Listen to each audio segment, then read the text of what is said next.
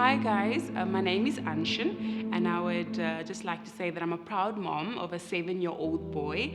He's the most energetic and just fun-loving and literally like the coolest kid on the block. The real aim today is just to give hope to somebody and just to tell them like, look, it's not the end of the world, or it's there's really a lot more lying forward for you, for anyone that might have experienced the same thing. I would like to go back all the way to, I would say, high school. So high school, I had a very good friend. I thought I could trust this person, and we were close, and we'd hang out a lot, and I really thought I could trust the person, but it turned out not to be like that. So my first sexual experience was a very unpleasant one. He basically raped me. So it was really against my will, and I just looking back at it now, I remember I was in such a state of, I can almost say, numbness. When he sort of lured me to the place where he did it, and he just pulled out a gun, and I couldn't help but to almost just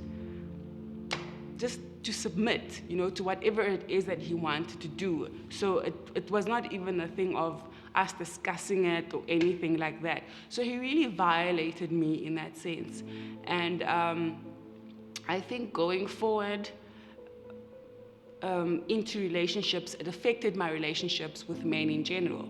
But funny enough, I would use that relationship as a safety net. I would use it as a place where I felt cared for, or I had this deep desire to feel cared for. I had the desire to felt needed, to be wanted, and just to be, loved by the person that I was in the relationship because of the way I was violated. So I would literally jump from relationship to relationship, not giving myself time to heal from the previous one, or even just to heal from that first sexual experience. So I would definitely say it affected a lot of my relationships negatively, because I had a lot of trust issues, and just the baggage I carried. I just kept on piling up the baggage from relationship to relationship.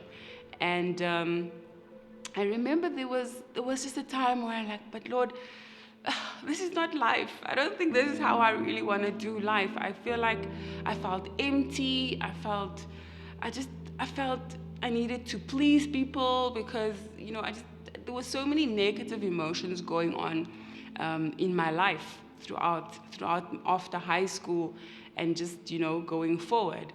And then I fell pregnant. I was in a relationship at the time, and I fell pregnant. We were supposed to get married. I think we were on the point of engagement, and then I fell pregnant. And that the same year I was pregnant, the January my son was born, and then in March I gave my life to Christ. And me and my son's dad both gave our lives to Christ in March the same year. And I just remember a year passed, and we were still going on with wedding plans and whatnot. And then he also just decided, this Christianity thing, is not really meant for him, and that's sort of how we just decided to call it quits.